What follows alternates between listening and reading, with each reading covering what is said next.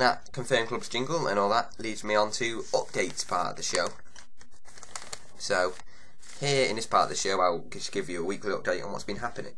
Now we'll start off with Premiership clubs. Now with a missed club out, obviously they haven't got in touch. So I'll start with Arsenal. Original email was like, no, we're not doing it. But now they want me to send them a letter and they'll send me an item to raffle off. Next we've got Aston Villa Football Club. First they said no, and now we're still waiting. I'm still waiting for the reply after I said, come on, do it. Fulham have said no to my scheme, but I won't give up. But they have said yes, if I buy an item from the club shop, they will get players to sign it and send it to me and I'll auction it off. Liverpool, I had to write to them because of course they won't accept it by email, a charity request that is. Manchester City, there've been a lot of emails forward and back. Now there's a woman called Lorraine who just said call and discuss. So if your name's Lorraine and you work at Manchester City Football Club, I'll have to call you soon, so please be nice, okay? Here we go. Just a glass of water, bear with me. I'll just play while I'm drinking. That's better. Newcastle, they said bad start. You know, we only do local charities or something, you know, with regret. But I'm still trying. Portsmouth, it looked good. They said, oh, we forwarded your email to the community department. And then the community department got it and said, sorry, no. So I'm still trying to make a breakthrough there.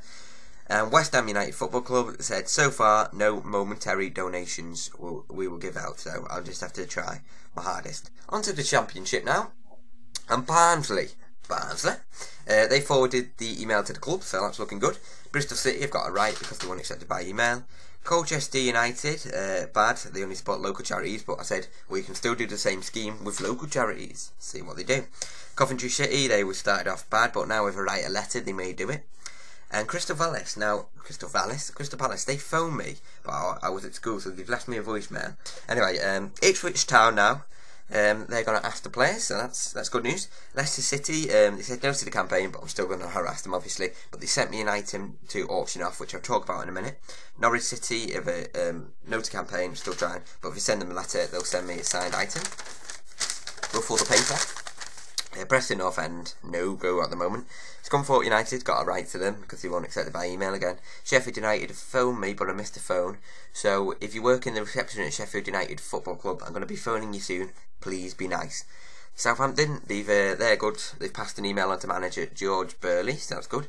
And Watford, again, they started off by no, sorry, we unfortunately we will not be supporting this, so I'm still waiting. I can't say Coca-Cola. I need to find still recording a Coca-Cola.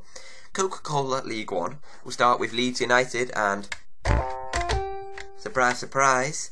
They're doing it now, of course, they're in big financial problems at the moment, so they're not going to be giving to some 15-year-old from Warrington. But they said no, and I'm still trying to just make an agreement somehow. Northampton Town, they said they'll discuss it with the players, and they sent me an item to auction off, which again I'll talk about in a minute. Southend United, initial email was bad, and I'm still harassing them.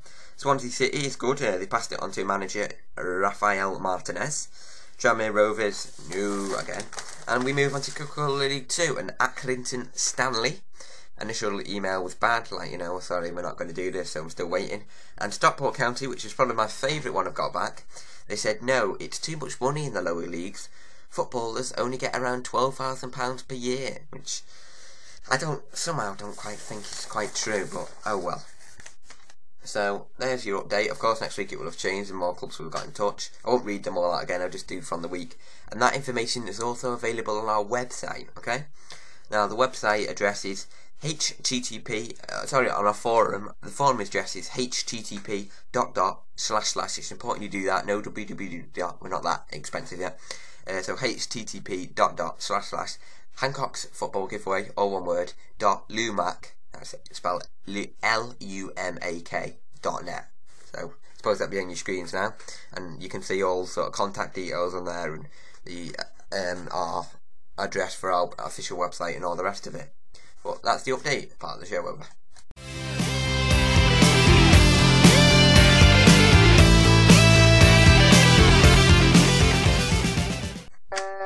Word on the street, word on the street, word on the street. Listen up, I could be calling you on the word on the street.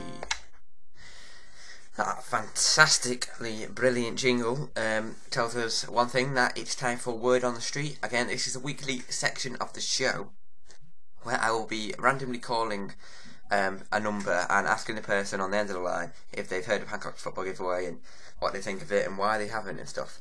So for the first week, I'm going to be phoning somebody in Warrington because it's not been advertised that well yet, the campaign, so it's just starting off, so only people around here might have heard of it. So, but next week I'll be going further afield, so if I call you, make sure you're prepared with an answer. Okay, here we go. Phone a number. See what we get. Let's see how we do.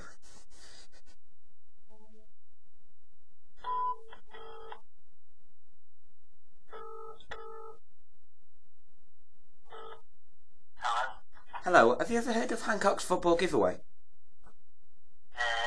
Sorry, no. Would you like to know what it is? No, not really, thanks. Just keep an eye out for it, okay? And if you go on YouTube and type in Hancock's football giveaway, you'll find out more information. Okay? Hello?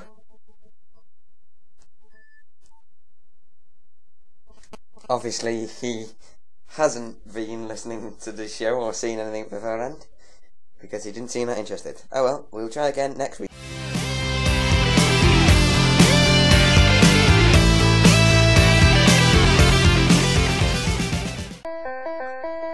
Sportsman or sportswoman of the week. Each week we'll bring you one each. Brilliant jingle there. Again, sportsman or sportswoman of the week. Now, this will be a weekly section where all of the team members who are in the studio, it won't be me this week because there'll be other people here, they will all tell us about their favourite sportsman or sportswoman from the previous week. So it can be anyone from a biker to a a bungee jumper, you know. It's got to be sport related though. So as it's only me, I'm going to tell you about mine. Now, I've gone for Oscar Pistorius. Now, he is the South African Paralympic runner known as the Blade Runner, who's actually a double amputee, i.e. he's lost both legs, but he runs on artificial blades, okay?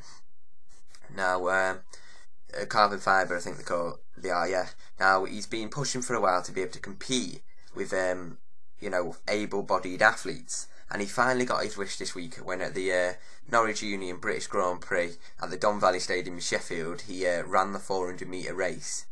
And it's the first time that a disabled athlete has competed against the world's top runners in an international meeting.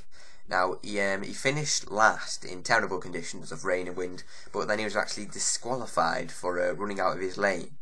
Now, there was a bit of an uproar about this because there was Oscar, his time wasn't his best time wasn't actually fast enough. You know, a lot of other people can run faster than him who are able-bodied, and people saying, well, someone should have had his place. You know, he shouldn't have been doing it. But this man, he's quite a remarkable man. He's actually pushing to get into the Olympics. You know, and compete with the main men, really. Well, not the main men, but you know, the fastest men. You know, with the able-bodies. So the International Association of Athletics Federations, just read that off there. They're a bit, nervous about this, but I'll keep an eye on how he does. But I think it's good, you know. One day, you know, if we could get like able-bodied and disabled-bodied people competing together, it'd be brilliant. But there is a bit of debate about whether his blades actually give him an advantage, and they try and work out whether, you know, if he did have legs, you know, we would run faster or slower than when he had the blades on. So we'll keep an eye out. So that was my sportsman of the week.